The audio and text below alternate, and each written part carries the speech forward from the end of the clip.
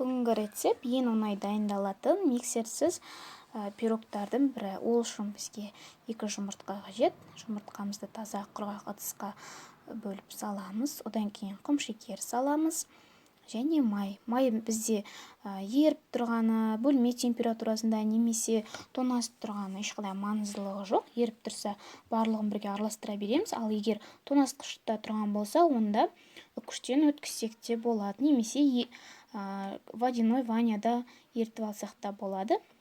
Барлығын жақсылап араластырып, үстіне ұн қосамыз. Одан кейін шамалы ғана қасықтың ұшымен бір шай қасықтай болады.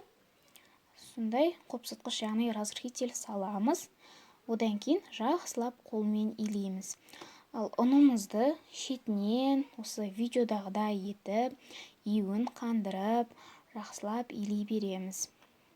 Алдында да осындай пирогтарды сіздерге тек қана суретін салып жүргем. Енді міне Алланың қалауымен сіздерге рецепт түсіріліп жатыр. Мен әрине қуаныштымын. Өте тез дайындалады, сондай дәмді болады. 2-3 күнге дейін сақталады. Ешқандай қатып қалмайды, себебі қамырдың өзі кішкене песочныйлау болады. Ұнды таңдағанда жоғары және бірінші сұрыптағы ұнды осындай бәліштерге, пирогтарға, торттарға таңдасаңыздар өте жақсы, себебі жақсы көтеріледі, түсі де әдемі болады.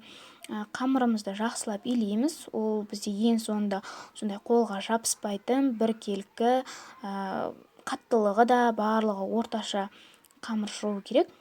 Тестамыздың 3-тен 1 бөлігін алып, целлофанға орап, оны тоңазытқышқа бір 5-10 минутқа қойып қоямыз. Ал ол тоңазытқышта тұрған уақытта біз қамырымызды илеп дайындап, формамызды дайындап қоямыз. Менде 24 сантиметрлік форма. Оның астына пергамент қағазын төсеймін. Пергамент қағазы менде Поклан фирмасынікі. Бұл өте жақсы. Мен бірнеше рет қолдануға жарайды. Және ешқандай жабыспайды. Осыны алуға кеңес беремін.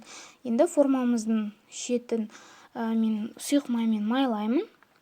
Ол біздің бәлішіміздің жабысып қалмай, әдемі, өз формасын сақтап, күшті болып пісуіне септігін тигізеді. Енді формамызға тестамызды жақсылап біркелкі етіп, қолмен жайып шығамыз. Барлық жеріне бірдей етіп.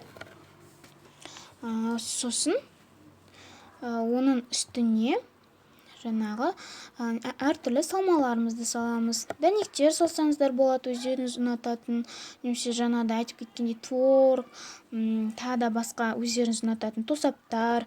Бүгін мендегі тосап, ол өріктікі.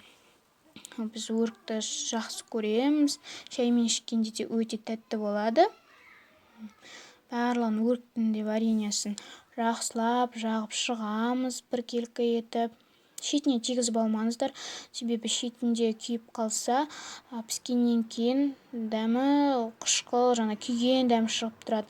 Сол үшін тек шетіне аккуратно жағып алмай, тегістеп шығамыз. Одан кейін, егер сіздер тәтті ұнатсаңыздар, тосаптың мөлшерін көбейтсеңіздер болады. Және тестаның құрамындағы шекерді де көбірек қоссаңыздар өте дәмді болады. Және осы рецепттің өзін 1,5 есеге немесе 2 есе көбейтетін болсаңыздар, үлкен отбасыларға және қонаққа ойланбастан жетеді. Бағанағы тоңазытқышқа қатырып қойған тестамыздың 1 бөлігін осылай ұнға батырып, үкіштен өткізіп шығамыз. Ұнға батыратын себебіміз барлық біздің түйіршіктеріміз ойдағыдай жабыспай, шашылып орналасады. Енді пеште 230-200 градуста пісіріп аламыз.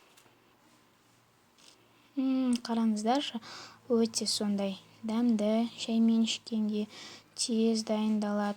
Ауызда